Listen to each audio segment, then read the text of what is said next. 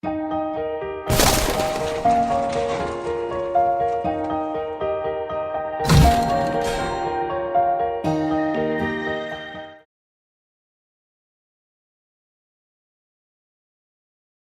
todos, que Deus nos abençoe e nos conserve em sua paz. Eu queria agradecer o convite que nos foi feito pela Cássia para estarmos aqui na tarde de hoje, compartilhando as abençoadas reflexões que a doutrina espírita nos tem ofertado e que tanta paz tem trazido ao nosso coração e tanta força nos tem ofertado para as dificuldades naturais da evolução, as dificuldades que nós enfrentamos para vencer a nós mesmos e, como nós vamos discutir na tarde de hoje, desconstruir aquilo que foi mal construído em nós, as imperfeições que o espírito imperfeito traz. Então, eu agradeço de coração por poder estar aqui e para a gente conversar um pouquinho sobre o pensamento e obra de Allan Kardec. O Livro dos Espíritos foi dividido pelo codificador, como nós sabemos, em 4 partes. Ele chamou de livro 1, 2, 3 e 4. Nós costumamos chamar, nós nos surpreendemos, nos referindo a esses textos como primeira, segunda, terceira e quarta parte, o que não é um grande problema. Mas a primeira reflexão, eu queria pensar com vocês. Será que entre essas partes tem uma lógica? Será que essas 4 partes obedecem a uma lógica? Será que essas partes obedecem a uma construção de conhecimento? Ou será que foram jogadas ao acaso? Será que o espírito do nível de Allan Kardec joga informação ao acaso ou ele constrói conhecimento? Para que a gente possa entender isso com segurança, nós precisamos começar a entender quem é Allan Kardec, qual é a pujança da obra dele. Quando nós nos referimos a Allan Kardec, nós estamos nos referindo a um grande pedagogo por formação. Como nós sabemos, Kardec aprende pedagogia na Suíça, no Castelo de Verdun, como discípulo de Pestalozzi. Nós estamos falando do discípulo de um dos maiores pedagogos da história da humanidade. Não obstante, nós vamos procurar nas obras, nas biografias de Allan Kardec, nós vamos perceber, assim como os pesquisadores perceberam, que existe ali uma falha relativamente grave. De cada 10 pesquisadores, de cada 10 biógrafos que você lê, 9 vão dizer que Kardec morou em Lyon. Aí nós estamos com um problema.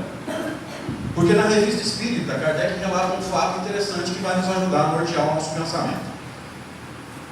Ele foi acusado por um sacerdote da religião da época de ter enriquecido, ficado rico financeiramente, com a venda dos livros espíritas.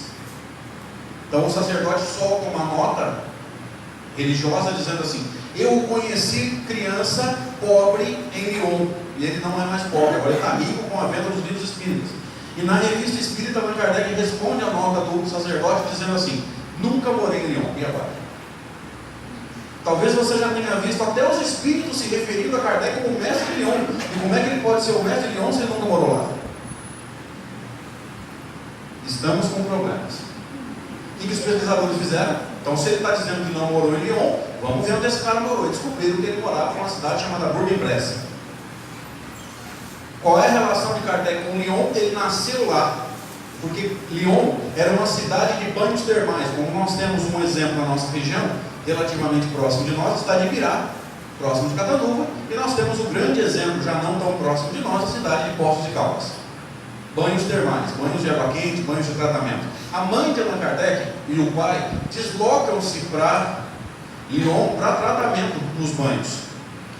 E ali ela dá a luz e Kardec nasce lá, mas nunca morou lá. Essa primeira informação é interessantíssima para que a gente possa entender que nem tudo está em livro e a gente pode acreditar cegamente. E o pior, alguns biógrafos são extremamente famosos. É gente que tem extremo nome no movimento espírita. E escorregou na hora de escrever a biografia. Então tudo hoje tem que ser pesquisado com muita profundidade, com muita seriedade. A gente não pode sair acreditando só porque nos disseram, só porque o biógrafo tem nome, só porque o espírito tal falou que ele é o mestre de Lyon. Todos os espíritos que se referiram a Kardec como mestre de Lyon cometeram um erro grave. Kardec nunca morou em Lyon, e agora? Todos nós nós sabemos que a doutrina espírita ela nasce como ciência de observação. E a filosofia da ciência tem uma regra que eu acho extraordinária. Ela diz assim: não existe dono da verdade. Toda pesquisa, toda tese de doutorado, toda dissertação de mestrado, tudo pode e deve ser discutido, analisado, rebatido, repensado, para ver se aquela tese resiste ao tempo e à pesquisa séria. Então para com essa história de o fulano falou, está falando. Fé espírita é fé raciocinada. Não é fé de aceitar tudo assim cegamente. Se fulano falou, está pronto, está resolvido, acabou. Kardec não fez isso nem com os espíritos superiores da escala espírita. Porque quando ele nos diz, na introdução do livro A Gênese, que a doutrina espírita é a resultante do ensino coletivo e concordante dos espíritos, o que ele está dizendo?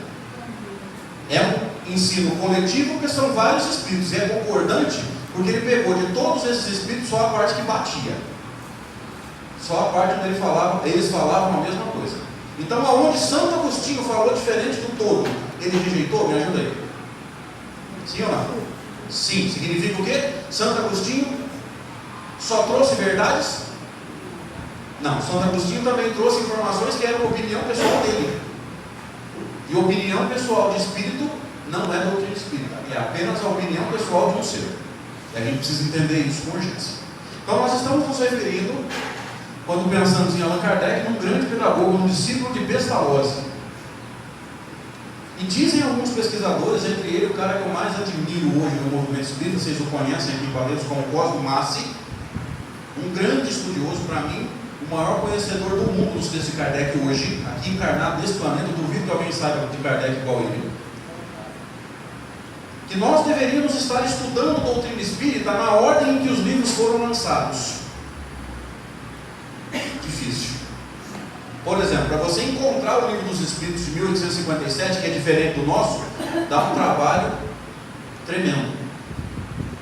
Quer ver um erro que nós cometemos? Vamos ver se alguém comete, porque eu já fiz isso, então não tem um problema para falar. Alguém aqui de vez em quando abre o Evangelho ao acaso para ler uma mensagem? Levante a mão, por favor. Está certo ou está errado? Botou na parede, ninguém fala. Encarnados, está certo ou está errado? Está errado.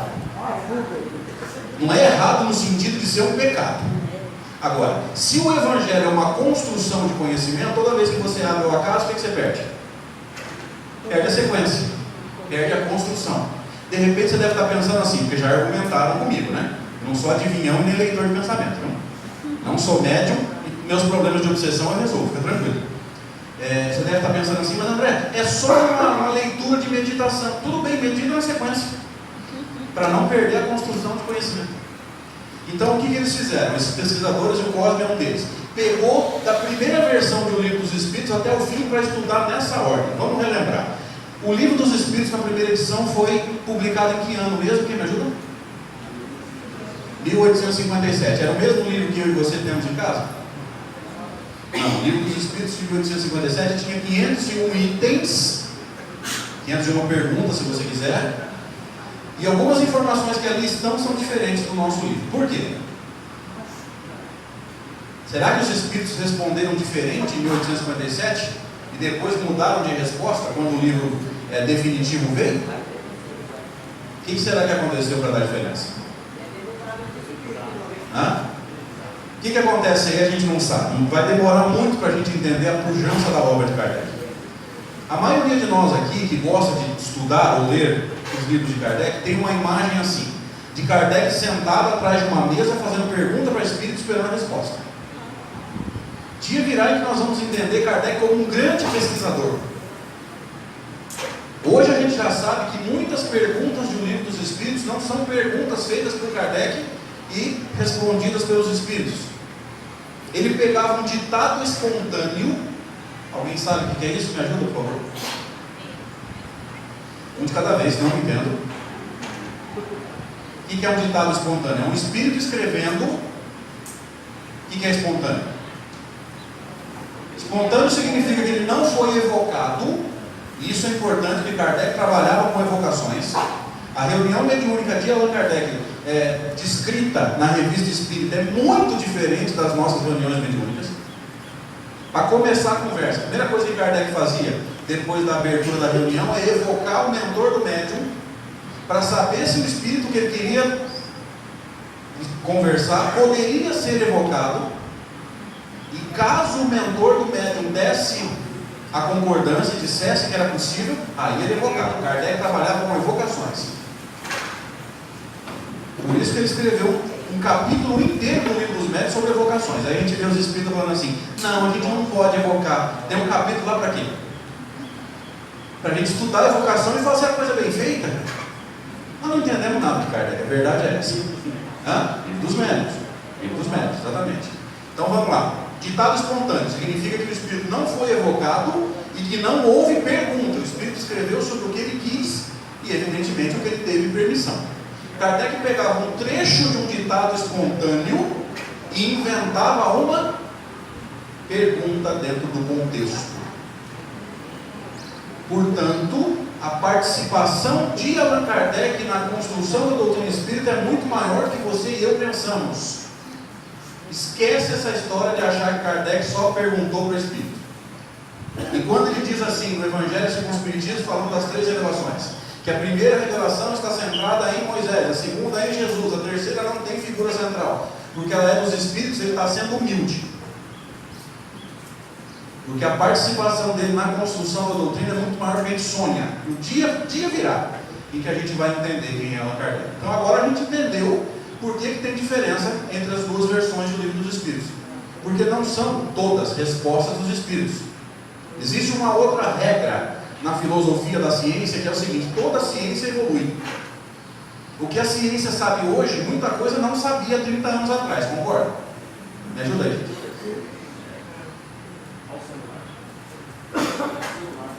Por exemplo, o celular, a internet. E certamente daqui a 20 anos vai saber mais do que sabe hoje. Toda a ciência amadurece. Se ela não amadurecer, ela sai do contexto de ciência e entra no contexto de religião. Entenderam agora que Kardec nunca falou que a doutrina espírita é uma religião? Uma ciência de observação e uma doutrina filosófica de consequências morais. É essa moralidade que as pessoas confundem com religião. Uma religião tem dogma. Religião tem princípio fundamental que não muda. Ninguém discute. E os princípios fundamentais da doutrina espírita nunca foram dogmas. Eles sempre foram discutidos. E é obrigação nossa discutir. É para isso que os livros estão aí, para suscitar a reflexão. Então veja que não tem conotação de religião no sentido tradicional de religião. Ele vai explicar melhor isso no livro O que é o Espiritismo. Mas eu não vou entrar nisso, senão vai ficar muito comprido a nossa fala. Então, o Livro dos Espíritos de 1857. Em 1858, ano seguinte, Kardec lança alguma coisa? Quem me ajuda? Algum livro, alguma publicação? Fala. Começa a publicação da Revista Espírita, que é um material que nós espíritas ignoramos, infelizmente. Você vai acompanhar a construção da doutrina espírita na Revista Espírita. Material extraordinário, na época distribuído mensalmente. Se você comprar hoje, você vai comprar o ano todo, que vai de 58 até 69. Na verdade, a Revista Espírita continua, mas como Kardec desencarnou, a Revista Espírita não foi traduzida para o português, mas ela existe. Depois nós vamos contar essa história, se o tempo nos permitir. Então, em 58, Kardec lança 12 números da Revista Espírita, um por mês especificamente, e lança também um livro que muitos de nós aqui, infelizmente, nem ouviram falar, chama Instruções Práticas sobre as Manifestações Espíritas. Alguém já leu esse livro? Levante a mão, por favor. Que pena, esse livro deu origem ao Livro dos Médiuns. Ele deu origem ao Livro dos Médiuns, a gente não sabe. Na verdade, esse livro ele nasce de um capítulo do Livro dos Espíritos, na segunda parte, chama Da Intervenção dos Espíritos no Mundo Corpóreo. Um capítulo virou um livrinho pequenininho, e o livro pequenininho virou o Livro dos Médiuns. Se você quiser acompanhar a expansão das ideias de Kardec em relação à mediunidade, pega na sequência. Você vai ver a construção de conhecimento. Em 1959, um ano mais à frente, ele lançou alguma coisa? Ele continuou com a Revista Espírita mensalmente e lançou um livro que ele recomenda que nós iniciemos os nossos estudos espíritas por ele. Chama O que é o Espiritismo. Quem leu esse livro, levante a mão, por favor. Pelo menos esse, vai, gente. livro extraordinário, delicioso de ler, um debate de Kardec, fictício, que hoje a gente sabe que aqueles 3 debates dele lá não aconteceram. Ele criou sintetizando as dúvidas das pessoas naqueles 3 personagens.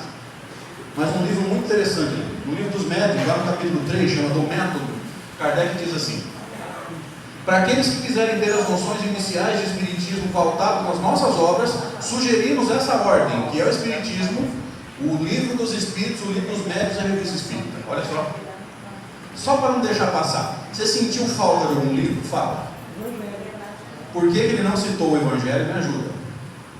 Vamos entender o raciocínio de Kardec. Qual era o objetivo dos 4 livros?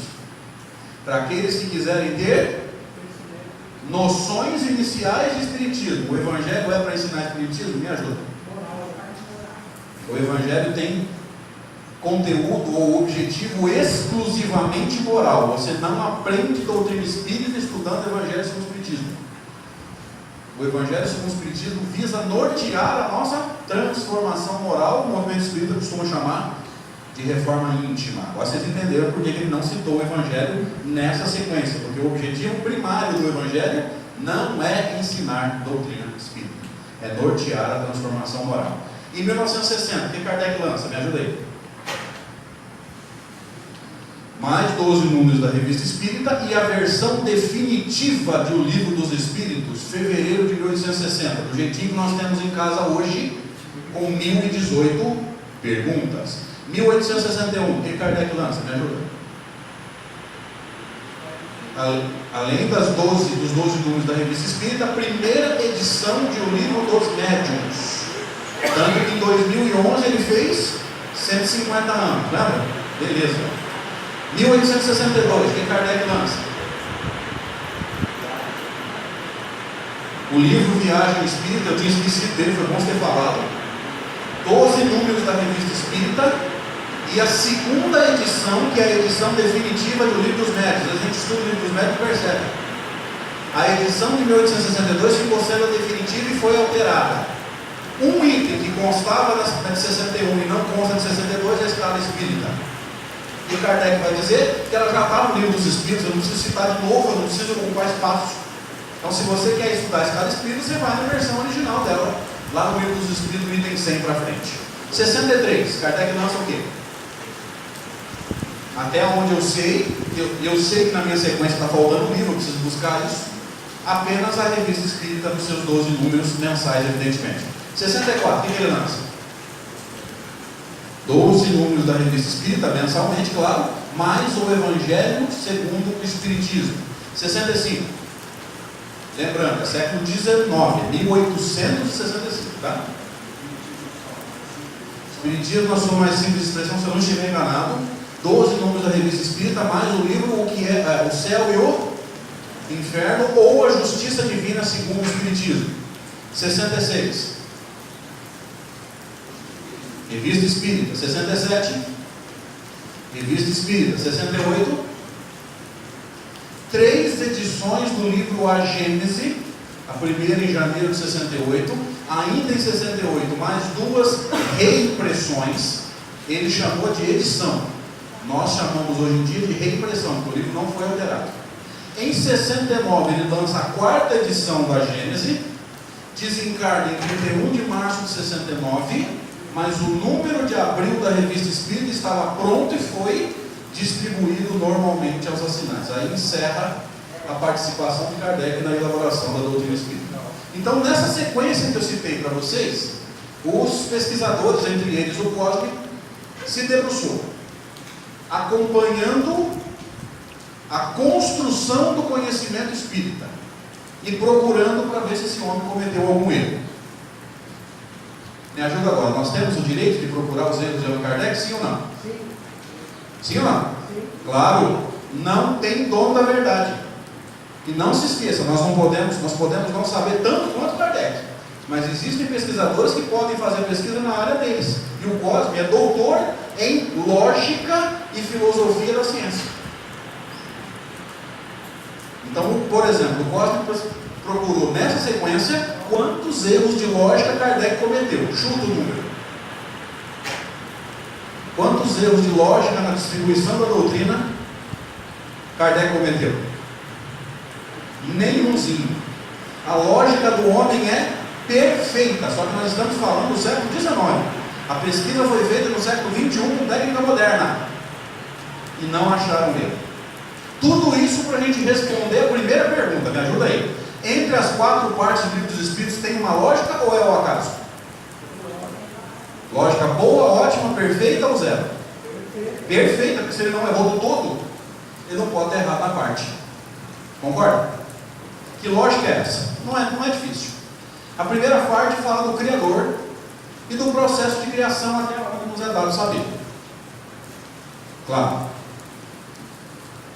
Nessa parte da criação tem um raciocínio que é muito importante, porque se você estudou o Livro dos Espíritos na introdução de J. Herculano Pires, na tradução, desculpa, de J. Herculano Pires, você vai se lembrar que antes da introdução ao estudo da doutrina espírita, que são 17 textos de Allan Kardec, tem uma introdução do Herculano, chama Introdução ao Livro dos Espíritos. O que ele diz ali? Que as outras 4 obras de Allan Kardec, as chamadas obras fundamentais, nós costumamos chamar de obra básica, mas eu não gosto do termo básico, porque básico pode ser fundamental e básico pode ser uma coisa simples. Se tem uma coisa que a obra de Allan Kardec não é simples. Então eu gosto de chamar de obras fundamentais, é alicerce. As outras 4 obras fundamentais de Allan Kardec nascem do Livro dos Espíritos. Aí a gente vai dar uma pesquisada. Tem um raciocínio no livro 1 que a gente precisa entender para poder entender bem a obra onde o livro 1 se expandiu. Você conhece ela como a Gênese. Chama Deus, Espírito e Matéria. Princípio material e princípio espiritual. Porque se você não entende princípio material e princípio espiritual, você não vai entender a Gênese no seu subtítulo. Gente, me ajuda agora e me lembra. Qual que é o subtítulo do livro A Gênese? Isso, os encarnados agora? Os milagres e as predições segundo o Espiritismo. Você nunca vai entender os chamados milagres, entre aspas, se você não entender princípio material e princípio espiritual. Me ajuda agora. Se você estudou o livro dos médiuns, no segundo capítulo, você vai responder fácil. Qual é a diferença entre um milagre e um fenômeno? Isso, milagre é uma derrogação da lei. Se você me diz que existe milagre, você está me dizendo que a lei de Deus foi derrogada, e se a lei de Deus precisou ser derrogada, significa que ela é imperfeita. Ela esqueceu alguma coisa, naquele ponto ela teve que ser derrogada. Isso não é lei de Deus para a doutrina espírita. Para a doutrina espírita, Deus é perfeito, e a lei que ele criou é perfeita também. Então ela não tem que ser derrogada em ponto algum. O que nós chamamos de milagre denota na codificação naturalidade. Para a filosofia, o que é ser natural? Para a filosofia, um fenômeno natural é um fenômeno que tem causa e nós conhecemos as leis que o regem. Tudo que você sabe a causa e sabe as leis que regem é natural. O que nós não sabíamos a causa e não conhecíamos as leis era o quê? Sobrenatural. Entenderam agora? Gente, isso aqui é o resumo do capítulo 2 do Livro dos Médiuns. Tudo que você sabe a causa e conhece as leis era sobrenatural. A partir do momento que você conhece a causa, passou a ser natural. Pronto, você sabe como é que funciona. Natural. Então guarda isso. Para a filosofia, ser natural é ter uma causa e conhecermos as leis que regem. Me ajuda agora.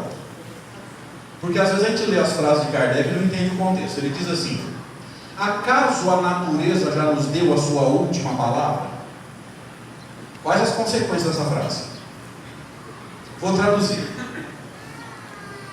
As nossas ciências de hoje sabem tudo que a natureza tem para ofertar ou ainda tem muita coisa para descobrir? Ok. Se a natureza não nos deu a última palavra, significa que tem um monte de fenômeno que tem causa e nós não conhecemos, é isso? Me ajuda aí. Sim? Nós não conhecemos nem a causa nem as leis que regem. Mas tem causa. Tem lei. Então existe fenômeno? Mas existe milagre? Nenhumzinho. O fato de nós não conhecermos a causa, não conhecermos as leis, não quer dizer que não tenha. Então você não pode chamar nada de fenômeno no sentido teológico da palavra. Você pode chamar o que você quiser de fenômeno, se você quiser usar, por exemplo, num sentido mais poético. Poeticamente, tudo é milagre. A chuva, um grande milagre, no sentido poético. No sentido científico, a chuva tem milagre? Não, tem causa e lei. A gente sabe, a evaporação da água, a condensação, o deslocamento dessas nuvens e a precipitação no lugar certo, dentro de leis. Então, se tem causa e tem lei, cientificamente não é milagre, mas você pode chamar poeticamente de milagre se você quiser. Porque, gente, nós precisamos entender uma coisa: as palavras são polissêmicas. Polissêmica quer dizer o seguinte: na língua portuguesa é muito difícil você encontrar uma palavra que tenha um significado só. Então nós precisamos entender em que contexto a palavra está e o que ela significa naquele momento. Quantos significados, só para vocês entenderem um exemplo, quantos significados Kardec deu e usou para a palavra médium? Fala. 2. Ele deu 2 significados. Primeira parte do item 159. Todo aquele que sente num grau qualquer a influência dos espíritos é por esse fato médium. Que sentido é esse? Sentido amplo. Nesse sentido, somos todos médios? Sim. Segunda parte. Todavia, usualmente, assim só se qualificam aqueles em quem a faculdade se mostra por efeitos patentes certa densidade. O que ele está dizendo? Existe um outro sentido para a palavra médium que deve ser usado só para aqueles que produzem os fenômenos. Nesse sentido, todo mundo é médium? Não, agora vocês entenderam. Tem 2 sentidos. Então, quando alguém virar para você e perguntar assim: você é médium? Você pergunta: o que você está querendo dizer com médium? Tem 2 sentidos. Eu não posso responder assim à torta e à direita. Existe milagre? O que você está querendo dizer com milagre? Doutrina espírita é religião? O que você está querendo dizer com religião? Religião no sentido tradicional, cheia de dogma, mas com sacerdotes? Não, não é religião. Agora, se você chamar de religião o movimento de religar pessoas através de um objetivo comum, sim, ela pode ser uma religião. Qual é o objetivo comum nosso? Qual é o lema principal? Fora da caridade não há salvação. A gente aprende, a gente vem aqui para evoluir, como você disse, e para aprender a amar. E diga-se de passagem, é a essência da evolução. Então nós precisamos entender o pensamento desse homem, porque ele é extraordinário. Então o que os pesquisadores descobriram? Que não tem nenhum errinho de lógica da primeira até a última obra. Portanto, o livro dos Espíritos, as 4 partes estão divididas numa lógica perfeita. Criador. Segundo livro, criatura. Tudo que você quiser saber sobre o espírito imortal, leia e estude o livro 2 do livro dos Espíritos. É o maior livro, vai da questão 76 até a 613. A 614, como nós sabemos, é a primeira questão do livro 3. Tudo que você precisa saber sobre o espírito, você vai achar lá. Como é que o espírito vive no plano espiritual? Tem um capítulo só para isso, chama Vida Espírita. Como é que o espírito vive no plano físico? Tem um capítulo só para isso. Como é que o espírito, como é que é o processo de vinda do plano espiritual para o plano físico, a encarnação do espírito? Tem um capítulo só para isso. Como é que é o retorno para o plano espiritual, a morte física ou desencarnação? Tem um capítulo só para isso. Como é que os espíritos atuam no plano físico? Tem um capítulo só para isso. Chama Intervenção dos Espíritos no Mundo Corpóreo. Como é que nós encarnados atuamos no plano espiritual? Tem um capítulo só para isso, chama Da Emancipação da Alma. O espírito encarnado atua no plano espiritual. Olha só. Tudo que você quiser saber sobre o espírito imortal, você estuda lá. O livro todo, mas principalmente um capítulo, expandiu-se no livro dos médiuns. O livro 3 é fácil, das leis morais. 12 capítulos, um capítulo introdutório, 10 leis e um capítulo final chamado da perfeição moral. O livro 3 se expandiu em qual obra? Quem me ajuda? Leis morais, pensa um pouco. O Evangelho segundo o Espiritismo. E o livro 4 chama das Esperanças e Consolações, onde Kardec inicia a discussão da justiça divina, vai se expandir no livro O Céu e o Inferno, cujo subtítulo é exatamente esse: O Céu e o Inferno, ou a Justiça Divina segundo o Espiritismo. Olha a lógica: Criador, criatura, as leis que a criatura precisa viver para ser feliz, e as consequências de termos vivido ou não essas leis. Tem lógica? E relativamente simples, né? Basta a gente estudar. Basta a gente fazer uma busca. Vocês estão com pressa? Eu vou começar a palestra agora. Vou começar. Eu vou pegar uma lei moral, chamada lei de destruição, para a gente comentar hoje. Quando eu falei lei de destruição, o que veio na tua cabeça? Fala, gente. Destruir as coisas. Que jeito? Terremoto, que mais? Tsunami, que mais? Guerra. Boa, guerra, que mais? Destruição natural, pronto. Maldade. Essa é a destruição física. E se você estiver no meu nível evolutivo, toda vez que fala em destruição, a primeira coisa que vem na nossa cabeça é o quê? É um prédio caindo, é gente morrendo, é um terremoto, é uma tsunami, é um avião que cai. Não sei se já tinha falado, se já foi também, entrega para Deus. É o nível de perturbação do palestrante. Mas só tem destruição física aqui? Não tem destruição espiritual? Você deve estar pensando assim, mas André, o espírito é imortal, como é que ele pode ser destruído? Você vai entender agora. A primeira questão do capítulo 6, né, da lei de destruição, é a 728. Kardec pergunta assim: é lei da natureza a destruição? Eu gosto muito de um comentário do Raul Teixeira, ele foi feito em Rio Preto, em dezembro de 2007, se eu não estiver enganado.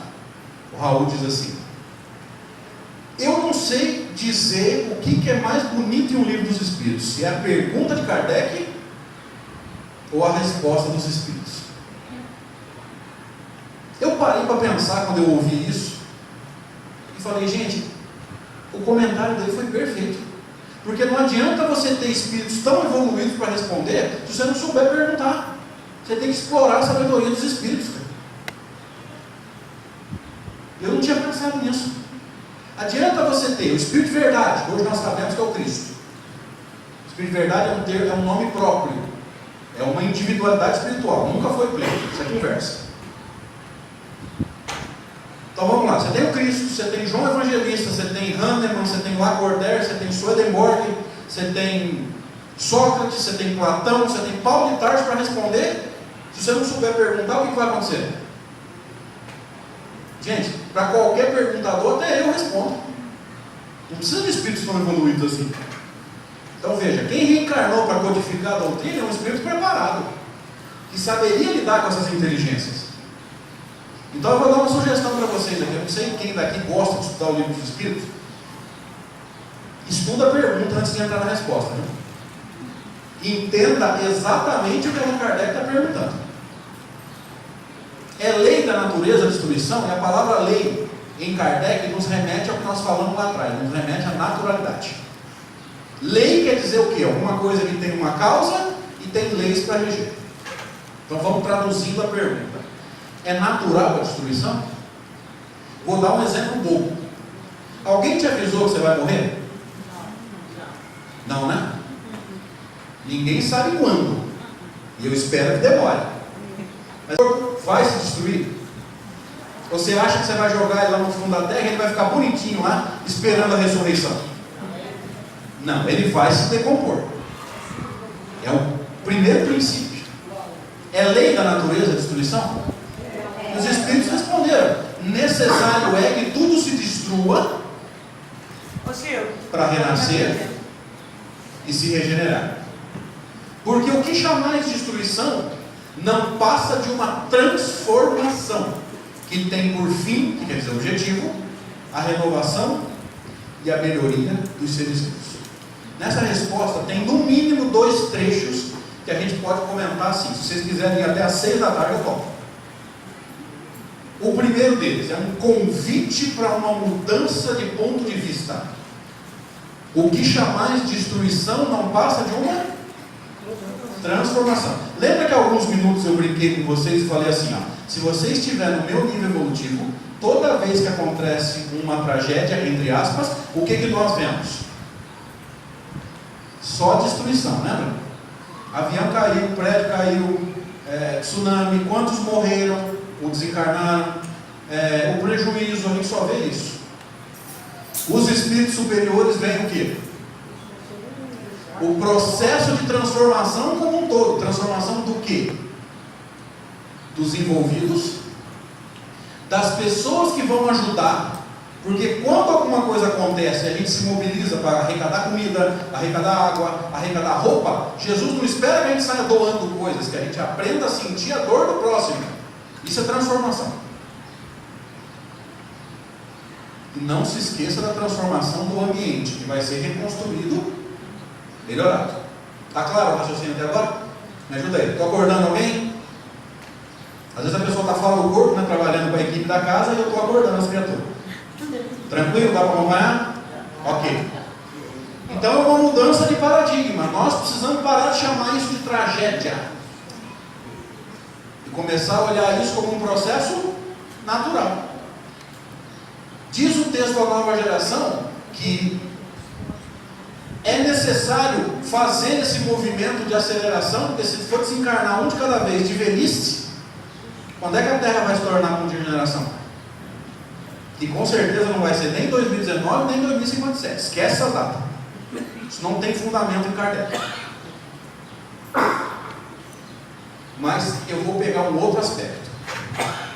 Eles disseram assim, logo no começo: necessário é que tudo se destrua para renascer e se regenerar. Se você entendeu esse movimento, você entendeu a lei de destruição toda. Primeiro você destrói para depois, me ajuda, reconstruir. Ok. Quer uma metáfora para ficar fácil? Uma comparação da tua vida. Quem daqui já reformou a sua casa? Levante a mão, por favor. Reforma. Quando você reformou a sua casa, o que você fez primeiro? Você pintou a parede? Não. O que você fez primeiro? Quebrou? Quebrou o quê? Por exemplo, essa janela, não quero mais, o que você faz? Tira ela. Tira que jeito? Vibrando para ela sair sozinha? Quebrando. Olha a destruição. Aquela porta, não quero mais, o que você faz? Quebra para tirar. Essa parede, não me serve mais, eu quero um vão aqui, o que você faz? Então a metáfora da reforma é muito fácil para você entender. Primeiro você desconstrói o que você não quer mais, para depois construir do jeito que você quer. Me ajuda aí, gente. É assim a reforma? Esquece, porque geralmente a gente fala que vai gastar 10 mil e gasta 30, né? Então esquece essa parte, isso aí não compensa aqui. Primeiro você desconstrói o que você não quer mais, para depois reconstruir do jeito que você quer. É isso, me ajuda aí. É a essência da lei de destruição. Bem rapidamente. No planeta Terra, isso está acontecendo? Como é que nós chamamos esse movimento? Embora nós tenhamos que admitir, Kardec não trabalhou com esse termo, isso é do movimento espírita. Fala. Tinha um programa de televisão com esse nome. Transição. A transição é o quê? É você destruir o mundo de expiação e provas? O planeta está sendo destruído? Ou reconstruído? Porque destruir dá a entender o quê? Roubou uma dinamite e vai estragar tudo. Jesus não faz isso não. Isso é desperdício. Me ajuda agora. O que foi bem construído no mundo de expiação e provas vai ser aproveitado no mundo de regeneração? Ou Jesus pega o que está bem feito e destrói? Tudo que é bem feito é reaproveitado. Por isso que eu não gosto do termo destruição. Eu vou trabalhar com desconstrução. Então o que está sendo desconstruído no mundo de expiação e provas? O que não serve para a nova realidade, nova era. O que não serve para o mundo de regeneração. Mas o que serve vai ser aproveitado? Me ajuda aí. Olha só, Jesus não desperdiça. Então me ajuda agora. O mundo vai acabar? As pessoas que acabam. Como que Jesus vai estragar um planeta lindo desse, gente? O problema não é o planeta, o problema são os habitantes. Ou se você quiser, o problema somos os habitantes. O problema é a gente, não é o planeta. Jesus não destrói o planeta. Todos os planetas do universo vão passar pelas 5 fases, vão chegar ao mundo celeste. Então não se preocupe, nós temos bilhões de anos pela frente de terra. Agora, se até lá não estiver aqui ainda, Jesus amado, vai ser ruim de lei moral assim nas trevas. Porque lá, se Deus quiser, nós saímos daqui faz tempo. Espera, né? Ô Cássio, espera. Mas vamos lá. Me ajuda aí. Vamos dar exemplo. Quantos impérios no nosso planeta têm sido desconstruídos? Vou chutar baixo. De 30 anos para cá. Fala. Por exemplo, quantas multinacionais mandavam e desmandavam no planeta? Hoje não estão se aguentando nas pernas. Vão quebrar. Quantos ditadores caíram de 30 anos para cá? Eu não sei se avisaram vocês aqui em Barretos, mas o Saddam Hussein morreu, viu, gente? E a missa de 7º dia já foi, mas ó. Osama Bin Laden morreu, viu, gente? Tudo bem que usaram um método que nós espíritas não gostamos, chama pena de morte. Nós espíritas concordamos com isso? Não, por quê? Você vai pegar uma pessoa que está fazendo bobagem no plano físico, mata o corpo, tira do corpo. No plano espiritual, o que ele vai fazer? No mínimo a mesma coisa, se não fizer pior. Então nós espíritas não concordamos com pena de morte. Por quê? Porque a individualidade vai ao plano espiritual do jeitinho que ela era aqui. Enquanto ele está encarnado, você vigia ele. Você bota na cadeia, você tranca bem a janela, tranca bem a porta, bota a cerca elétrica, você está seguro, não está? Relativamente seguro. Tira do corpo. Quem te protege se ele estiver fora do corpo? Só a moralidade. Mas para você me dizer que a tua casa está protegida moralmente, você vai ter que me dizer que todos os que moram lá, 3, 4, 5, 10, não sei, não conheço tua casa, todos são moralmente perfeitos. Quem consegue? Então, sugestão de amigo, deixa ele no plano físico. Não mata. Pode deixar que o processo acontece sozinho na hora que Deus achar melhor. Nós espíritas somos contra a lei a pena de morte, pelo amor de Deus. Eu não sei se alguém avisou vocês, mas o muro de Berlim caiu. Salvo engano, 89, 90, gente, vai fazer 30 anos já. Resquício da Segunda Guerra. Você tem coragem de dizer que o planeta não está mudando? Levante a mão. Quem acha que o planeta não está mudando, levante a mão. Você tem coragem de dizer isso? Nós não temos. O planeta está mudando. O mundo de expiação e provas está sendo filtrado. O que não serve para a nova era está sendo desconstruído. Só não está sendo desconstruído do jeito que a gente quer. Graças a Deus. É do jeito do Cristo. E nem no nosso tempo. Por quê? Porque Deus não usa a violência. Deus usa o tempo. A lei de Deus é educativa. Quanto tempo nós temos para nos regenerar? Quanto tempo você precisar. Agora, acelerar o processo é obrigação sua. Entenda isso. Mas agora eu vou tirar do processo planetário e vou trazer para a nossa vida. Tudo que você e eu fazemos na vida, tudo, cada uma das nossas ações está pautada em quê? Tudo que a gente faz por quê? Tudo que nós fazemos está pautado nas nossas crenças, nos nossos valores morais e nos nossos objetivos de vida. Me ajuda agora. Desde quando você começou a ter contato com religião, qualquer um, e desde quando você se tornou espírita, quantas crenças você desconstruiu?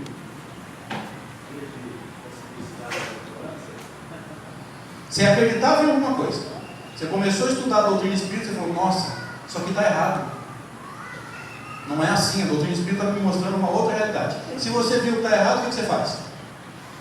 Vai trabalhando para deixar de acreditar? É isso mesmo daí? Sim ou não? Se você vai trabalhar para deixar de acreditar e para acreditar em outra coisa, significa que você desconstruiu uma crença para construir outra. Quantas crenças você desconstruiu? Me ajuda. Posso dar um exemplo? Céu e inferno. Alguém aqui ainda acredita que o bonzinho vai para o céu? Que o malvadinho vai para o inferno?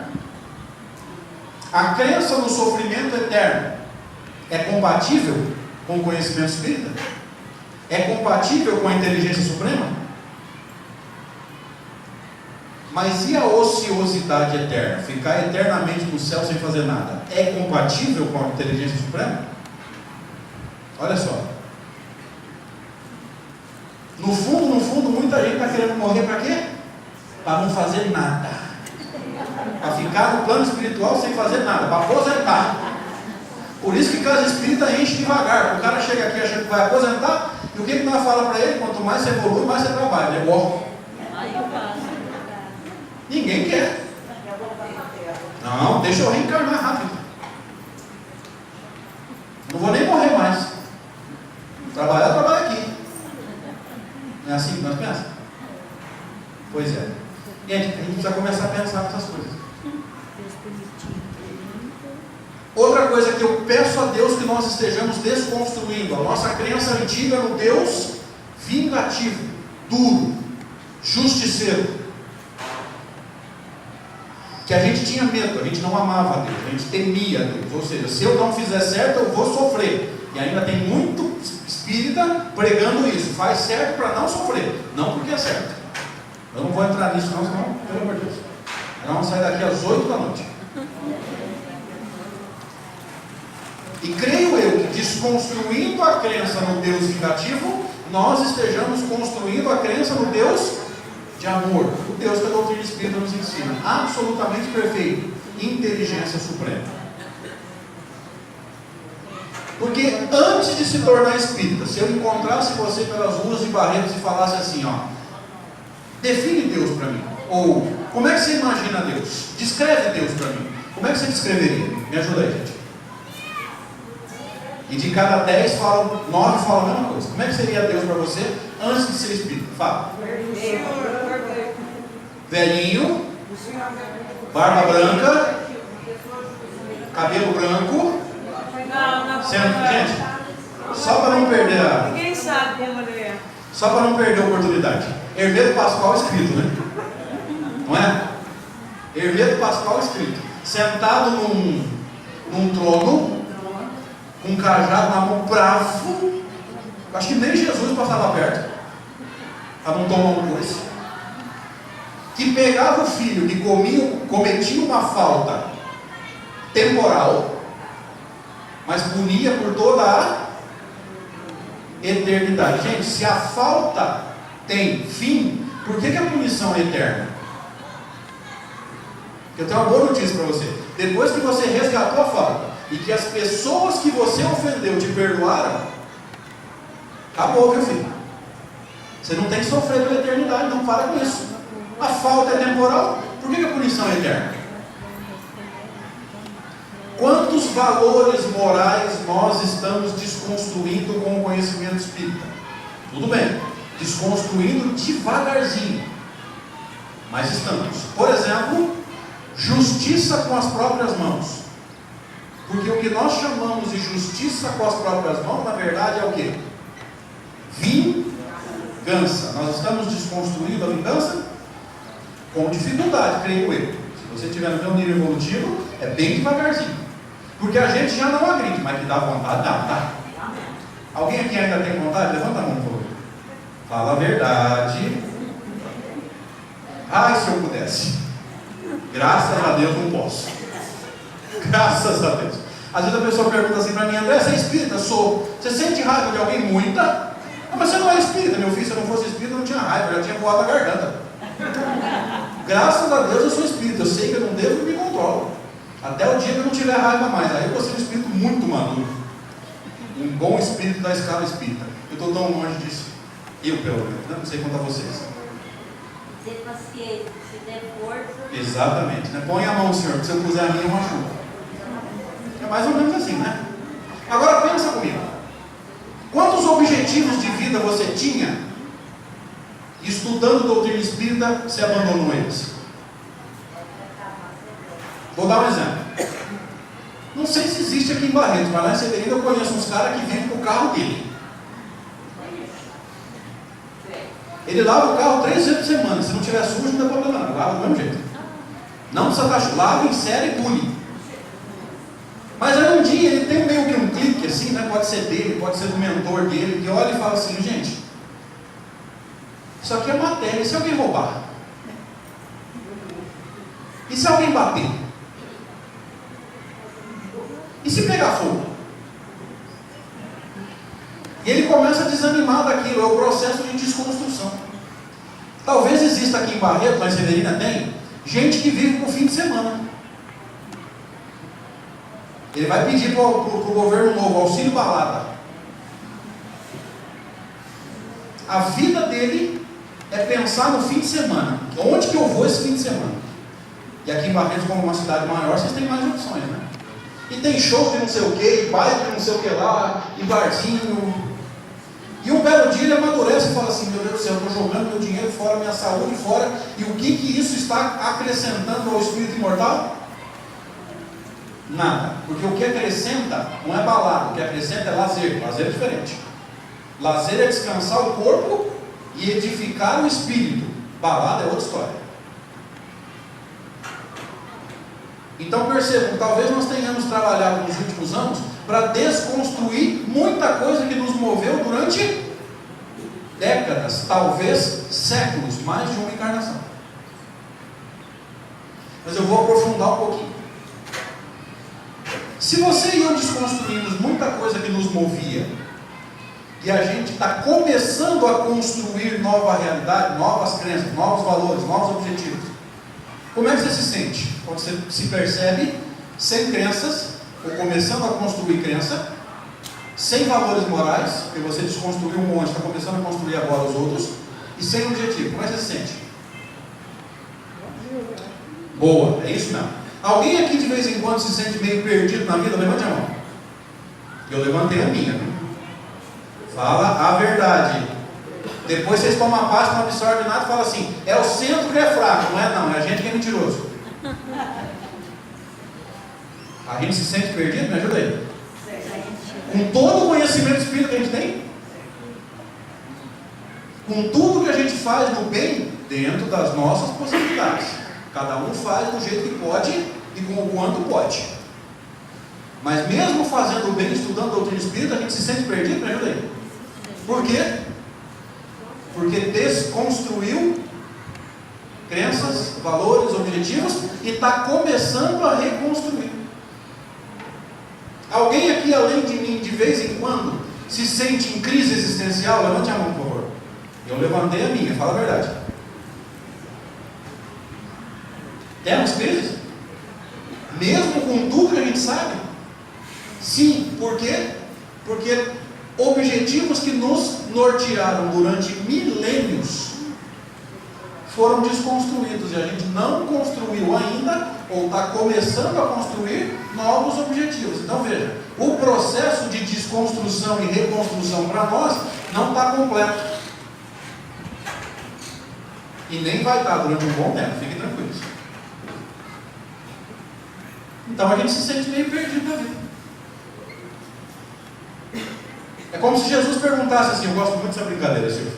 Olha, eu sei que você não gosta do que você faz no teu trabalho. Você gostava, agora você não gosta mais. Eu vou te colocar aonde você quer. Você sabe onde é? A maioria de nós vai dizer para ele assim: olha, eu não gosto mais daqui, mas não sei para onde eu vou. Ó, desconstruir o gosto aqui, não construir o outro. Então se Jesus virasse aqui para você agora e falasse assim: ó, eu vou te levar para onde você quer, pelo menos você sabe onde é. Porque instintivamente a gente pensa assim: eu quero ser rico. Mas aí você pensa nos valores da doutrina espírita. Será que a riqueza vai resolver todos os nossos problemas? Ou vai resolver alguns, mas vai criar outros? Está vendo como que a gente desconstrói? Durante milênios a gente correu atrás de dinheiro, poder, sexo, tudo para matéria. Tudo que não edificava o espírito imortal. Quando você estudou a doutrina espírita e viu que o que é só para a matéria não acrescenta ao espírito, não te tira do lugar, você vai trabalhar para não acreditar mais. O processo de desconstrução aconteceu. Mas o processo de construção está muito no comecinho. Eu vou dar mais uma profundidadezinha para encerrar. Nesses momentos em que a gente se pega em crise existencial, meio perdido, nós corremos o risco de depressão? Me ajuda aí. Sim. Fala a verdade. Alguém aqui tem coragem de dizer que está totalmente imune à depressão? Levante a mão. Que bom. 2 pessoas encarnadas levantaram a mão. Eu não tenho coragem. Eu preciso me policiar muito, porque eu sei como é que é a encrenca aqui dentro. Olha só. Toda vez que você tiver um momento de crise, um momento de se sentir perdido, agora você sabe por quê. Você desconstruiu as tuas crenças, os teus objetivos, os teus valores morais. Enquanto você não construir outros, você está correndo risco. Então, sugestão de amigo: se você ainda não construiu novas crenças, valores e objetivos, nos momentos de crise, volta para a essência. Qual que é a essência da doutrina espírita? Você é imortal e Deus te ama. Nada vai acontecer que não esteja dentro da tua pauta de objetivos. E Deus não está te punindo, Deus está te ensinando, corrigindo. A lei de Deus é educativa, nunca foi punitiva. Então, nesses momentos, olha para dentro de você e pensa: eu sou imortal. Me ajuda agora. Alguém pode causar prejuízo material para nós? Sim ou não? Pode ou não? Fácil. Basta te roubar, bater no teu carro, roubar a tua casa. Mas agora é que vem o X da questão. Alguém pode te prejudicar espiritualmente sem a gente deixar? Olha como que a doutrina espírita clareia. Gente, se alguém estiver fazendo mal para a gente espiritualmente, significa o quê? Alguém está me agredindo e eu estou dando sintonia, reciprocidade para ele. Ninguém pode me causar prejuízo espiritual a não ser que eu permita. Então, convenhamos, quem está abrindo porta somos nós mesmos. E bendita a doutrina espírita que nos mostra isso. Eu sou imortal, só me causa prejuízo espiritual se eu deixar. Deus me ama, não me quer sofrendo. Então, se eu plantar bem agora, o meu futuro vai ser cada vez mais tranquilo, menos doloroso. A caminhada vai ser cada vez mais suave. Lembra? Vinde a mim todos vós, eu vos aliviarei. Meu jugo é suave, meu fardo é leve. Jesus está nos esperando com esse fardo leve faz 2000 anos, e a gente não aceita o convite. E aí a gente desconstrói, linguagem de Paulo Tarso na carta, a gente desconstrói o homem velho, instintivo, agressivo, orgulhoso, vaidoso, e constrói o homem novo. E esse homem novo foi simbolizado por Allan Kardec no Evangelho segundo o Espiritismo, capítulo 17. 2 personagens simbolizam o homem novo: o homem de bem e o verdadeiro espírita. Lembra? Diz Allan Kardec que o homem de bem é aquele que cumpre a lei de justiça. Cumpre, não é o sábio. Saber nós sabemos. É aquele que cumpre a lei de justiça, amor e caridade na sua maior pureza. E a construção do verdadeiro espírita passa pela desconstrução das imperfeições. Reconhece seu verdadeiro espírita pela sua transformação moral e pelos esforços que faz a desconstrução das imperfeições, para domar as suas más inclinações. Obrigado. Boa tarde.